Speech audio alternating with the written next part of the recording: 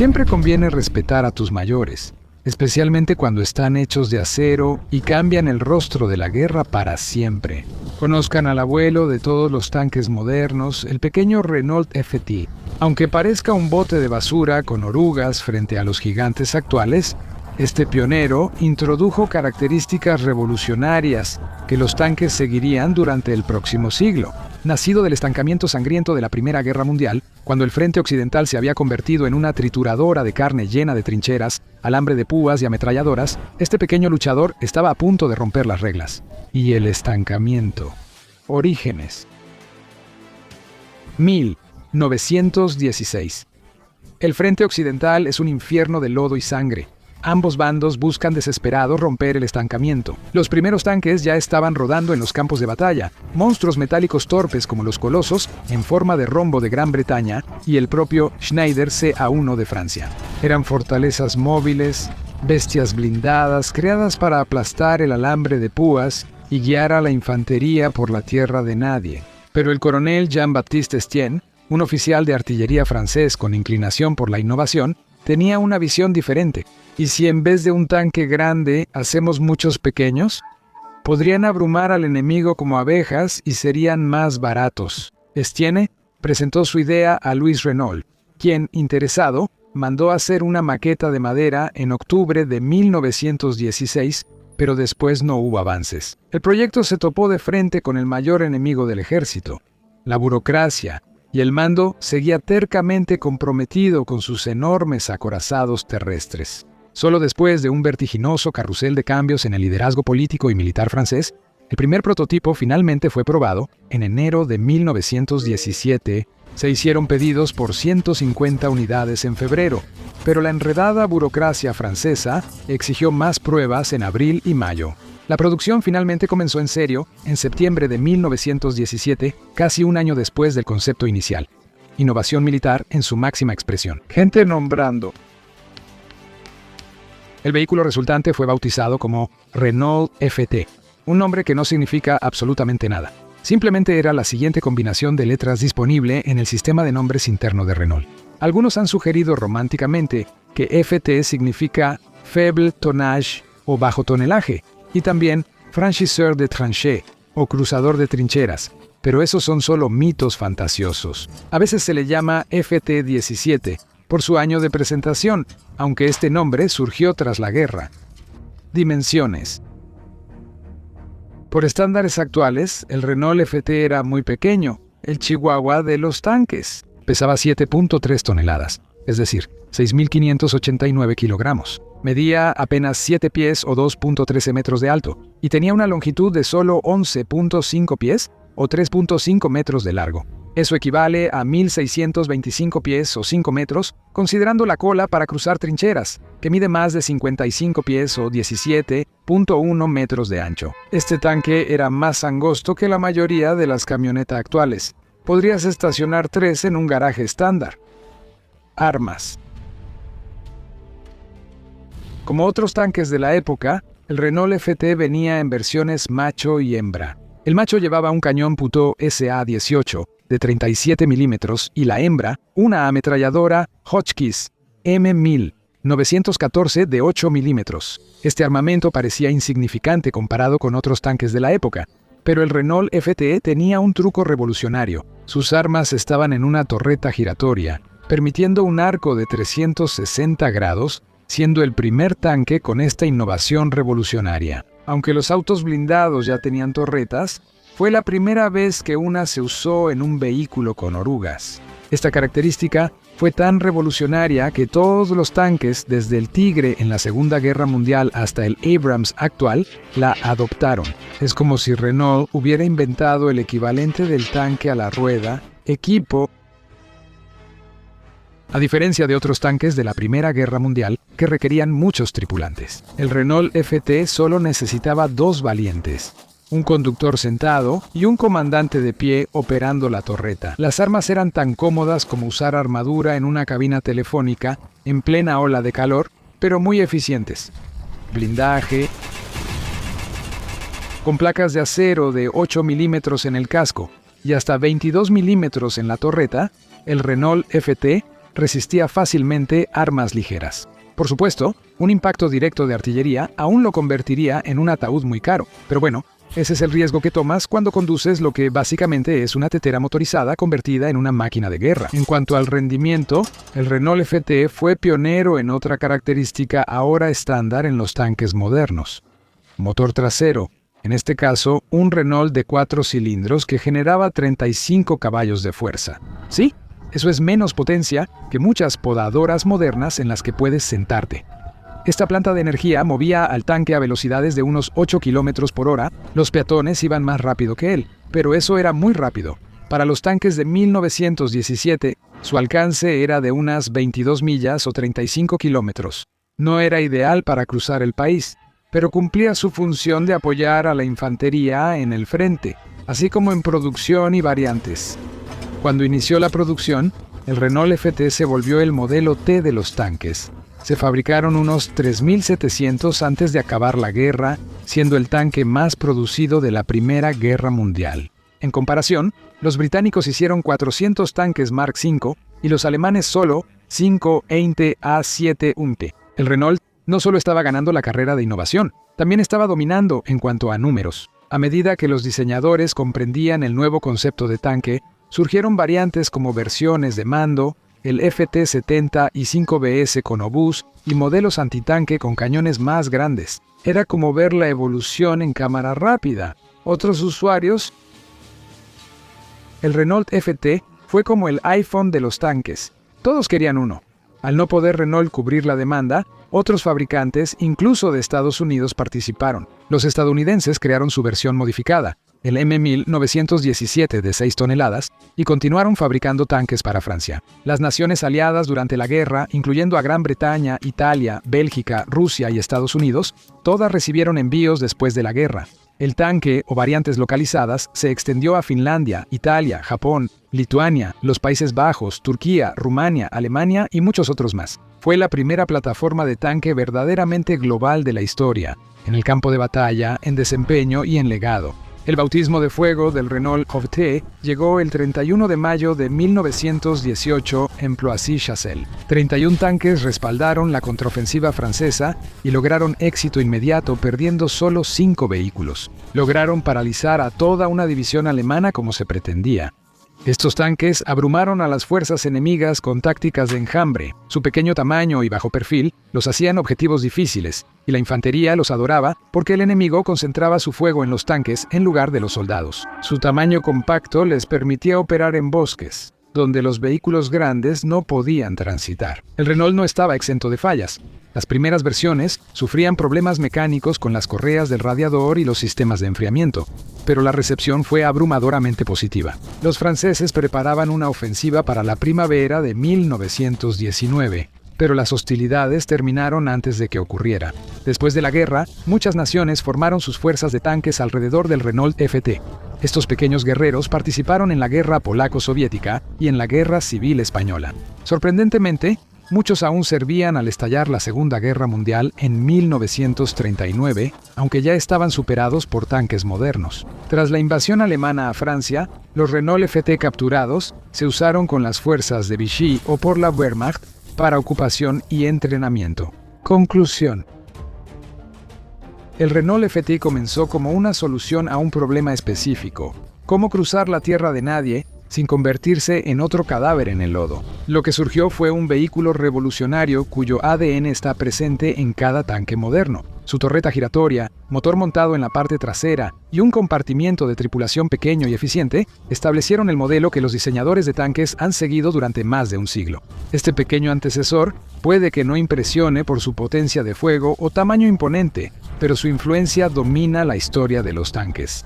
A veces, las innovaciones más pequeñas tienen el mayor impacto, y el Renault FT demostró que las cosas buenas realmente vienen en paquetes pequeños. Corte transversal del tanque A7. 5. Los Panzers alemanes, avanzando rápidamente por territorio enemigo, dejando muerte y destrucción, son uno de los elementos visuales más icónicos de la Segunda Guerra Mundial. En la Primera Guerra Mundial, Los tanques alemanes iniciaron con poco éxito. Su primer intento de diseño de tanque fue el A7V, una caja metálica torpe sobre orugas, muy lejos de los vehículos formidables. 25 años después, en 1916, las potencias de la Entente usaron los primeros tanques para intentar romper el estancamiento del frente occidental. Aunque limitado, el éxito de los tanques franceses y británicos dejó claro al mundo que había comenzado un nuevo método de guerra. Aún así, el alto mando alemán dudaba en usar sus propios vehículos blindados, y hasta 1917 todavía dependían de la artillería y especialmente de la infantería, utilizando nuevas tácticas de tropas de asalto para romper el estancamiento.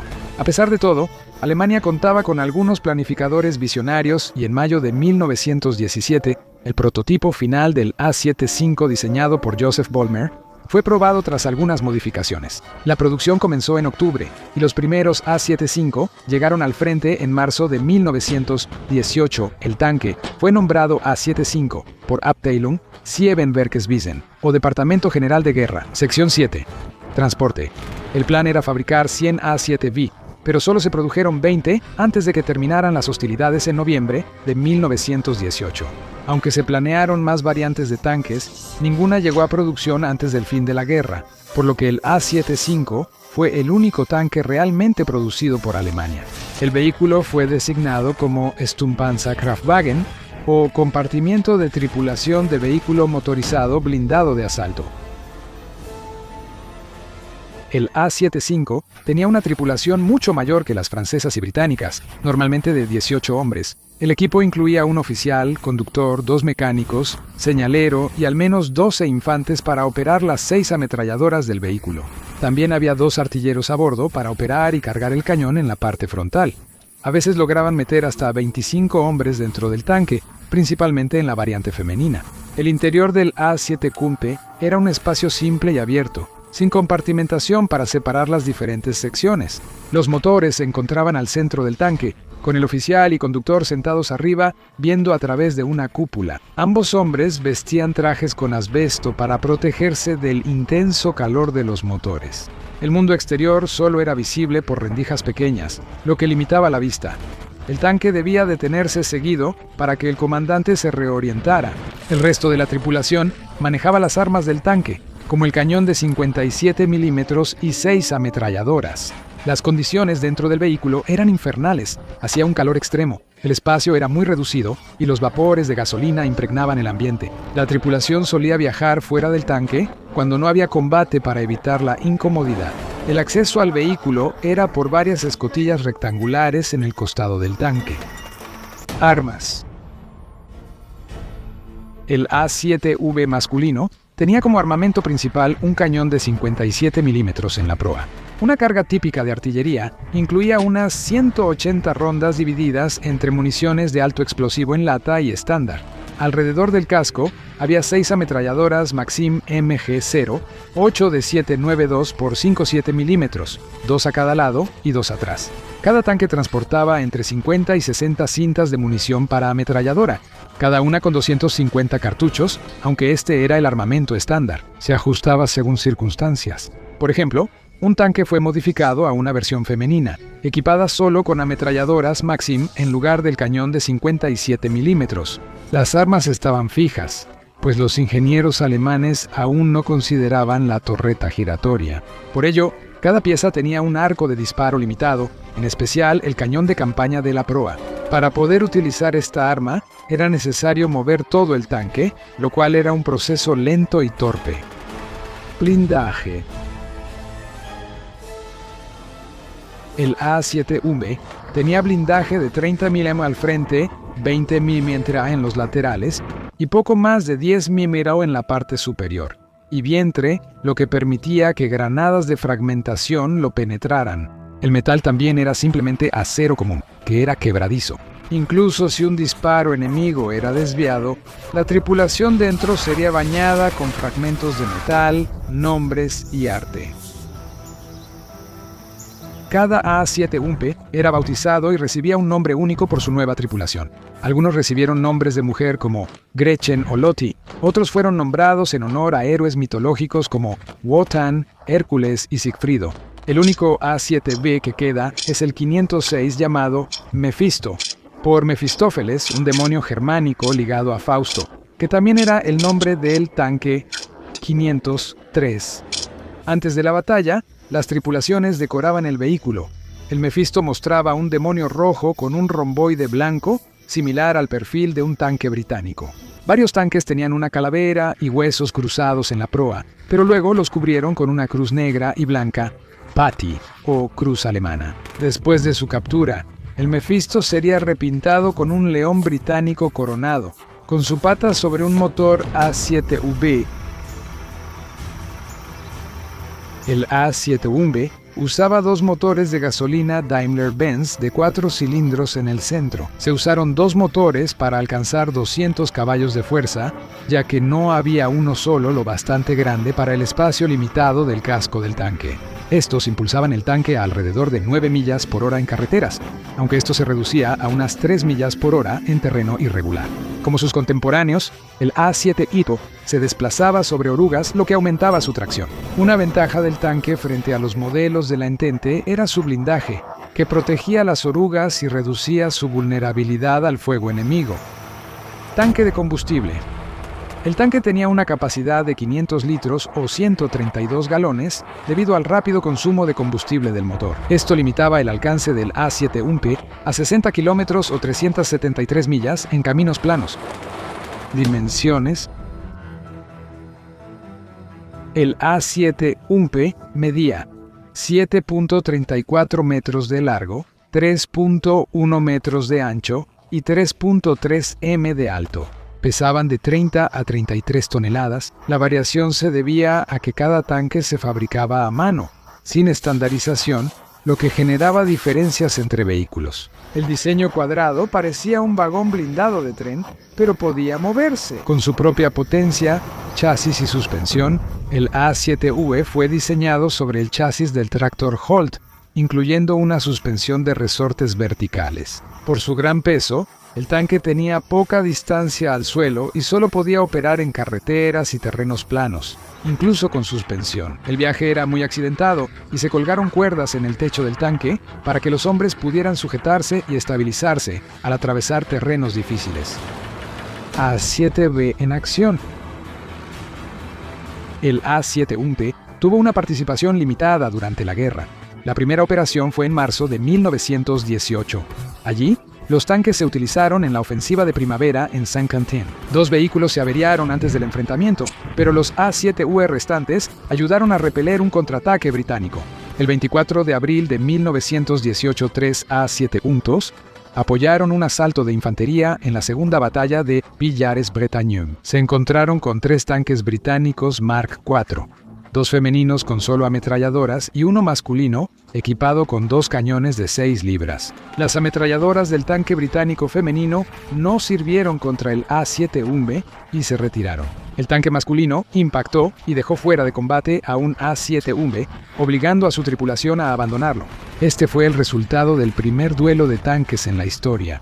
En esa acción, el Mefisto quedó atrapado en un cráter de proyectil y no pudo salir solo. La tripulación dejó el tanque, luego recuperado por los británicos. Eventualmente sería transportado a Australia, donde todavía permanece hoy en día, como trofeo y pieza de museo después de su pobre desempeño en Villars-Bretagnon. El alto mando alemán retiró el A7 Kimo del servicio y canceló las órdenes de 100 vehículos más. Los vehículos sobrevivientes operaron de forma limitada el resto de la guerra, ya que la mayoría de las fuerzas blindadas alemanas eran tanques británicos y franceses capturados.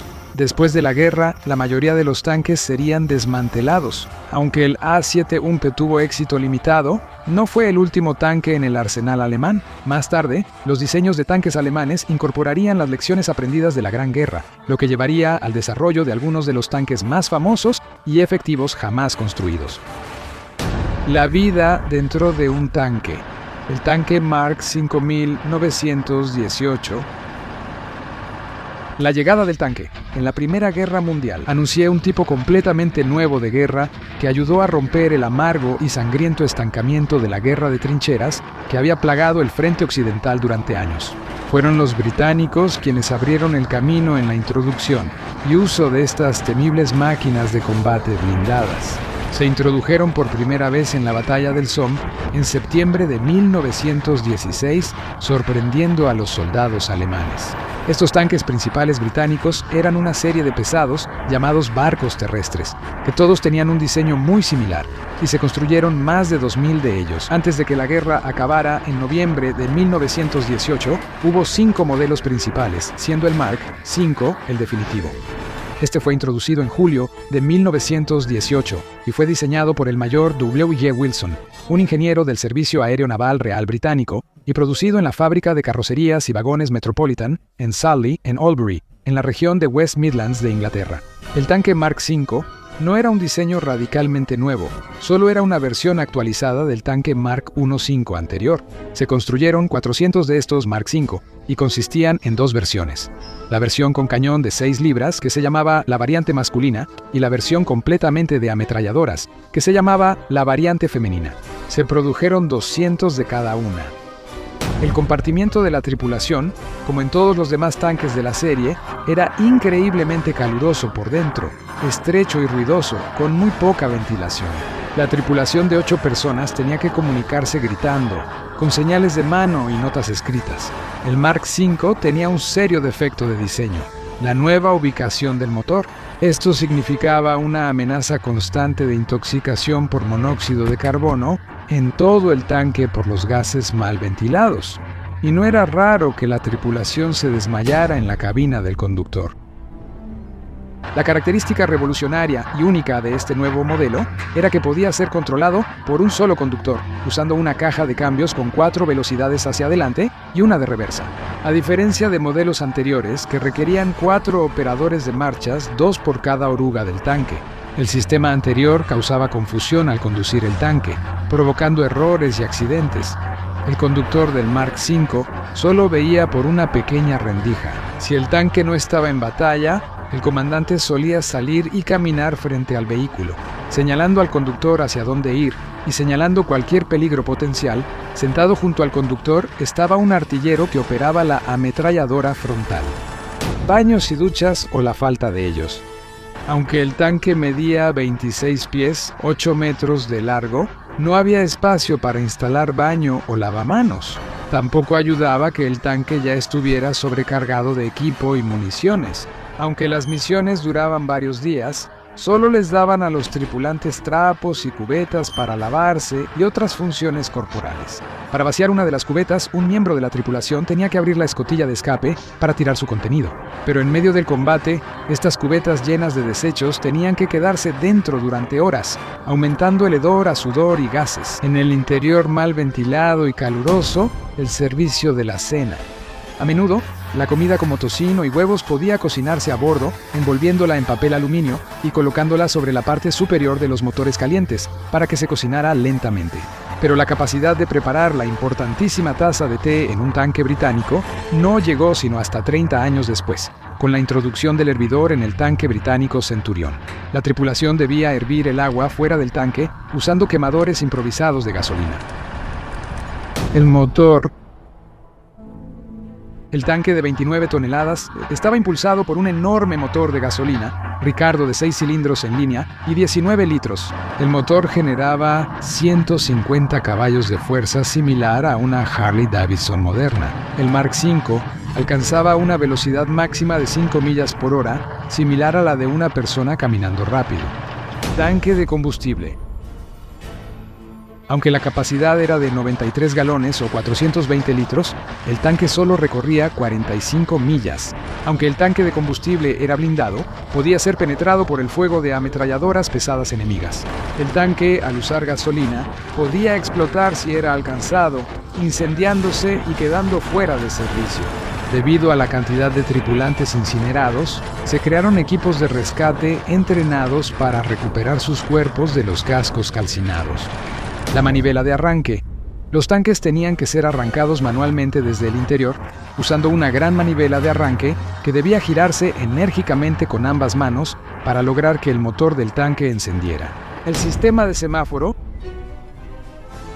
El sistema de semáforo permitía la comunicación entre tanques usando un sistema primitivo de señales con palancas y discos en la parte superior del tanque, pero esto dependía mucho de una buena visibilidad.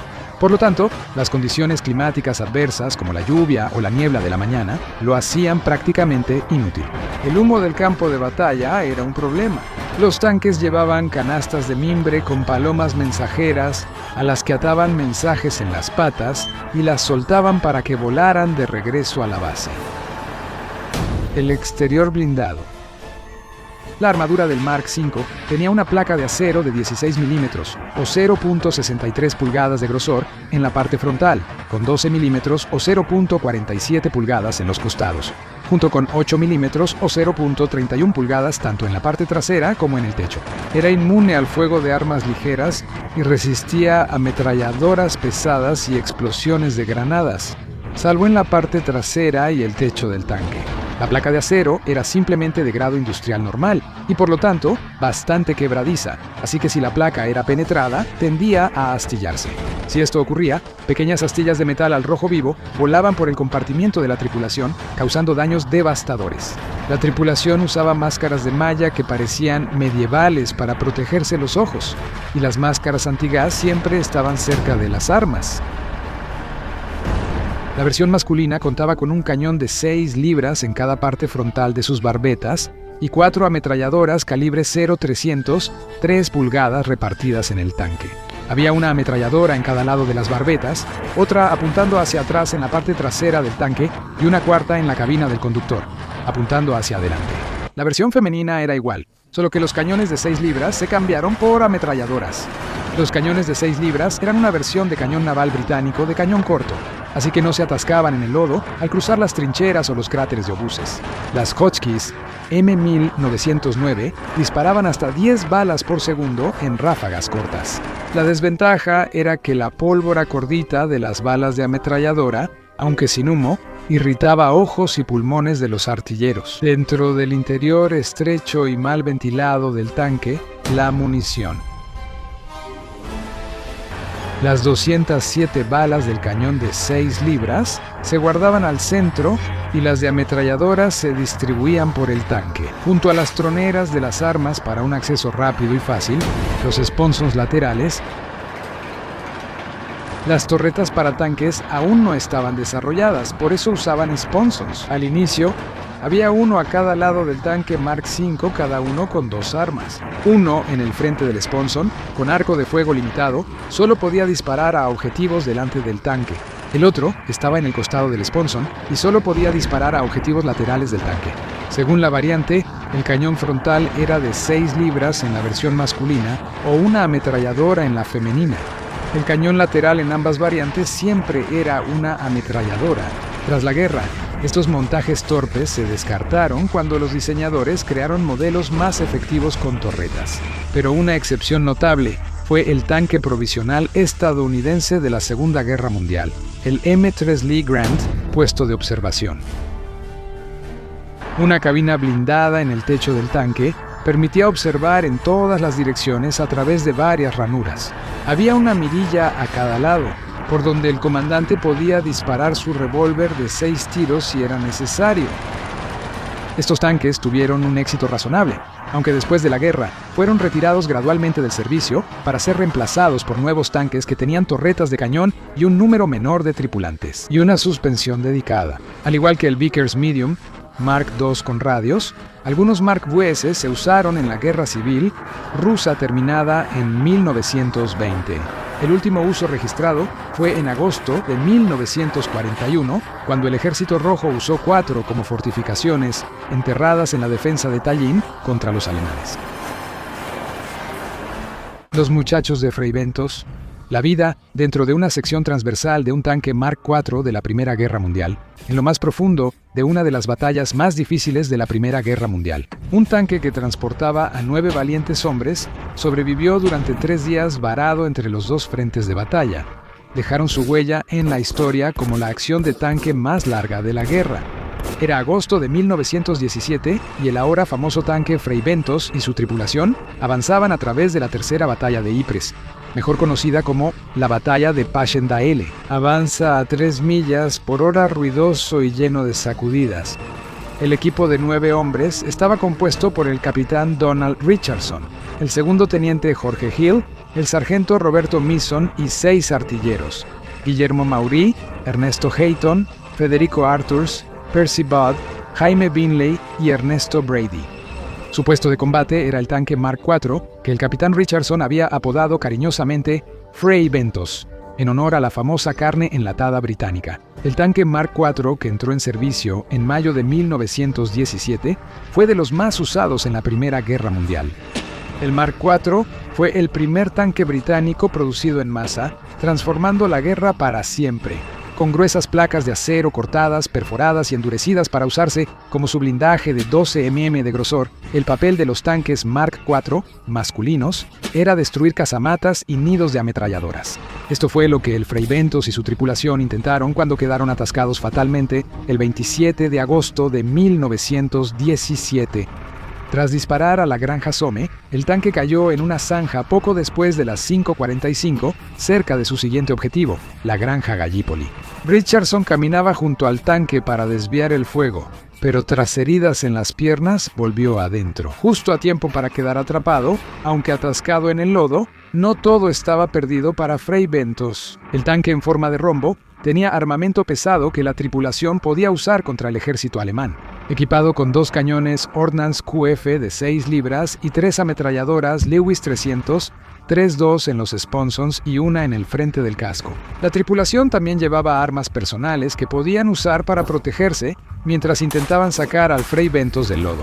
Desafortunadamente, dada la posición del tanque y los alemanes que estaban en una vieja trinchera justo enfrente, las ametralladoras Lewis no servían de nada. Apuntaban muy bajo al suelo para ayudar a la tripulación del tanque. Según Mason, Hill, Budd y Maury fueron alcanzados al entrar en la zanja por las escotillas diseñadas para que la tripulación disparara al enemigo. Budd estuvo inconsciente 2 horas mientras los demás resolvían el nuevo problema. El sargento Mason y el artillero Brady salieron del tanque bajo fuerte fuego enemigo para intentar sin éxito desalojar el vehículo usando su equipo. Sintiendo las balas rebotar, Mason volvió al tanque, pero ya era demasiado tarde para Brady. Le dispararon y su cuerpo cayó bajo el tanque, hundiéndose en el lodo mientras sus compañeros lo veían, sin poder ayudar, como si la situación del Fray Bentos no fuera ya bastante complicada. Los aliados también dispararon al tanque para evitar que los alemanes lo tomaran, sospechando que la tripulación ya estaba muerta o se había ido. Pero aún seguían vivos y dispuestos a seguir luchando. Durante 3 días y 2 noches, los hombres del Fray Bentos soportaron fuego enemigo y condiciones horribles dentro del tanque de 28 toneladas. Puede que haya sido una maravilla de la guerra moderna y un arma efectiva, pero la vida adentro no era nada agradable. Aunque tenía blindaje, la metralla atravesaba las escotillas y hería a la tripulación con chorros de metal caliente y fundido. No salían porque recibían fuego enemigo por todos lados, y el Fray Bentos no estaba diseñado para ataques prolongados de varios días. No tenía comodidades modernas como un baño o siquiera una estación de agua.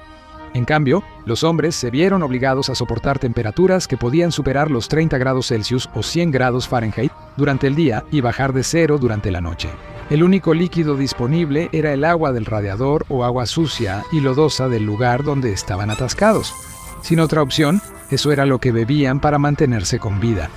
Las cosas se veían muy mal en un momento. Incluso un soldado alemán logró llegar al tanque y arrojó una granada dentro, la cual los soldados británicos rápidamente devolvieron afuera.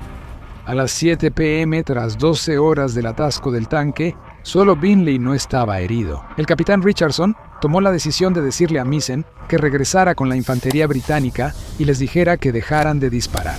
Si iban a salir de esto con vida, no serviría de nada que los matara a fuego amigo justo cuando escaparan de los alemanes del otro lado.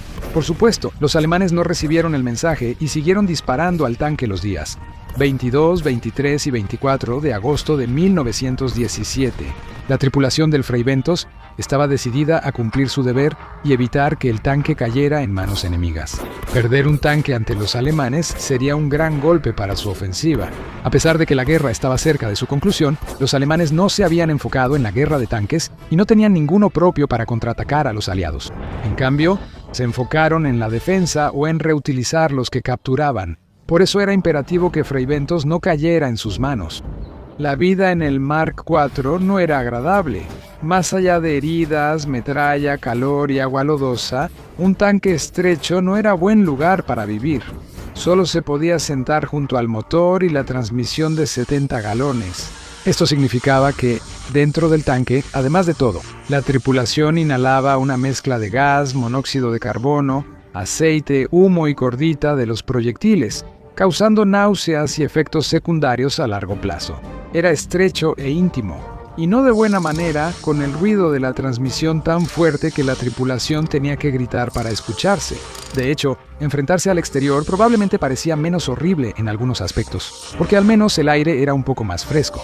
La pelea con los agotados chicos de Fray Bentos siguió hasta el 24, cuando el capitán Richardson decidió que era suficiente, después de más de 60 horas de asalto constante. Volverían rápidamente a las líneas británicas, llevando armas, mapas y las ametralladoras Lewis. Además, la tripulación salió del tanque a las 9 p.m. del 24 de agosto, obligados a literalmente arrastrarse sobre el lodo. Los miembros restantes de la tripulación del tanque Fray Bentos, Sans Brady, avanzaron lentamente hacia las líneas británicas. Tras un arduo viaje y un asedio sin precedentes en su tanque, la tripulación sobreviviente lo logró. Se reunieron con el 9º Batallón, los Black Watch, quienes recibieron y atendieron a los hombres heridos. La batalla por el Fray Bentos terminó, y por suerte, los alemanes nunca lograron capturar el tanque. Los hombres que resistieron 3 días en el Fray Bentos fueron reconocidos por su calma y estoicismo bajo intenso fuego. El capitán Richardson y el segundo teniente Hill recibieron la Cruz Militar, mientras que Missing y Mori fueron galardonados con la medalla al mérito distinguido. Los otros miembros, Hayton, Arthurs, Budd y Binley, recibieron la medalla militar. Budd no sobrevivió para ver el final de la guerra y falleció. Un año después, a los 22 años, el capitán Richardson pasó a comandar otro tanque, al que cariñosamente llamó el Fray Bentos II. Aunque no igualó el legado de su predecesor, el Fray Bentos II fue capturado y presentado al emperador Guillermo II. Al finalizar la guerra, los chicos de Fray Bentos fueron reconocidos oficialmente como la tripulación de tanque más condecorada en la acción de tanque más larga de la Primera Guerra Mundial. Corte transversal del tanque Fiat 2000. Se podría decir que el desarrollo tecnológico más significativo de la Primera Guerra Mundial fue la creación del tanque, y la forma en que avanzaron inexorablemente por la tierra de nadie, cambiando para siempre la naturaleza de la guerra. Los tanques diseñados por británicos, franceses y alemanes son los más conocidos y la base de los vehículos blindados modernos. Otras naciones menos reconocidas también aportaron al desarrollo de los tanques. Con el fin de intentar obtener una ventaja en el campo de batalla, Italia se propuso desarrollar su propio tanque, lo que resultó en el Fiat 2000, una parte innovadora, aunque olvidada, de la Gran Guerra. Orígenes. Italia entró en la guerra en 1915 junto a las potencias aliadas, siendo su principal adversario el Imperio Austrohúngaro. La mayor parte de los combates se llevaron a cabo en el terreno escarpado de los Alpes. En octubre de 1915, el fabricante italiano Fiat inició el desarrollo de un vehículo blindado para dar ventaja a su ejército. El proceso fue tan lento que el gobierno acudió a los franceses, quienes entregaron un Schneider CA1 y después un Renault FT-17 que formaron la base de la Fuerza de Tanques italiana. Hasta 1917, el diseño de Fiat estuvo listo para pruebas. Comparado con el Renault de 6 toneladas o el Schneider de 15, el Fiat 2000 era un monstruoso vehículo de 40 toneladas. Las pruebas comenzaron en junio de 1917 con el primer prototipo, aunque era un vehículo incompleto. La mecánica del casco principal ya estaba instalada, pero la superestructura consistía en una maqueta de madera, ya que las piezas metálicas reales no estaban terminadas. Después se haría un segundo prototipo con cambios al diseño original. Solo se fabricaron 2 prototipos del Fiat 2000, muy parecidos pero con pequeñas diferencias. La diferencia principal es el blindaje. La falda metálica del primer prototipo tenía varias placas soldadas y la del segundo era una sola pieza de metal. La disposición exacta del armamento también era ligeramente diferente, ya que las ametralladoras del número 1 estaban colocadas directamente al frente y atrás, mientras que las del número 2 estaban ubicadas en las esquinas de la superestructura. Dimensiones. El Fiat 2000 era un vehículo inmenso, uno de los más grandes producidos durante la Primera Guerra Mundial. Era más pesado que cualquier tanque del conflicto. Incluso el alemán A7W medía más de 24 pies de largo, 10 de ancho y 13 de alto. La estructura cuadrada hacía que el tanque se pareciera a un fortín, y muchas fuentes contemporáneas se refieren al vehículo como un fuerte móvil armado. El Fiat 2000 estaba muy armado y podía desplegar gran poder de fuego. El armamento principal era un obús de 65 milímetros, una pieza de artillería compacta para uso en montañas. El cañón se colocaría en una torreta con forma de cúpula en la parte superior del vehículo, la cual podía girar 360 grados con una depresión de menos 10 grados y una elevación de 75 grados. Esto le daba al tanque un amplio campo de tiro para protegerlo de la infantería enemiga. Contaba con varios portillos alrededor del casco para instalar hasta 8 ametralladoras Fiat Ravelli de 65 milímetros. Las ametralladoras se colocaban en varias configuraciones con la intención de cubrir el tanque desde todos los ángulos. Blindaje. El blindaje del Fiat 2000 era grueso para la Primera Guerra Mundial, de 10 a 15 milímetros en laterales y parte trasera, y hasta 20 milímetros en la parte frontal. Más robusto que otros de su época, el tanque tenía una estructura levemente inclinada, pero no lo suficiente para considerarse blindaje inclinado, por lo que dependía del grosor y resistencia de sus placas para desviar el fuego enemigo. El número de tripulantes originalmente asignados a un tanque era de 10 hombres, aunque la mayoría de ellos operaban las ametralladoras. Como era poco probable que todas las armas se usaran al mismo tiempo, la tripulación probablemente sería de unos 8. El conductor se ubicaba al frente y al centro del tanque, observando afuera con un periscopio o por una escotilla frontal si era posible. Aunque esto pondría al conductor y al resto de la tripulación en riesgo, y solo se haría cuando no estuvieran en una situación de combate, la tripulación entraría por una escotilla en el lado izquierdo del tanque y se posicionaría en los compartimentos designados para la tripulación, los cuales estaban ubicados sobre el motor, la transmisión y otros mecanismos internos, separados por un mamparo. Con los compartimentos de la tripulación separados, los hombres tenían más espacio para moverse en comparación con los tanques de otras naciones. Planta motriz y rendimiento.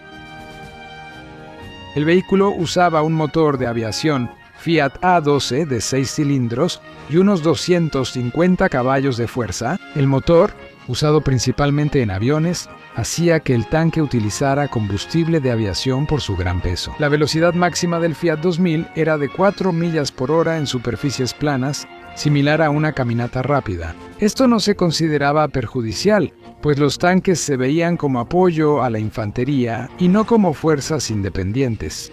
Así que tener una velocidad máxima mayor a la que podía avanzar un infante no era necesario. Vida útil. Aunque innovador, el Fiat 2000 fue finalmente un fracaso. Era demasiado grande y torpe para servir en los estrechos pasos alpinos donde ocurrían la mayoría de los combates en Italia. Otro problema que afectaba el proceso era la lentitud en el desarrollo. Aunque la idea comenzó inicialmente en 1915, no fue sino hasta 1917 cuando el primer prototipo empezó a ser probado. Esto era solo el casco sin superestructura. El segundo vehículo no se terminó hasta febrero de 1918. El programa se canceló el 4 de noviembre de 1918, poco antes de finalizar las hostilidades.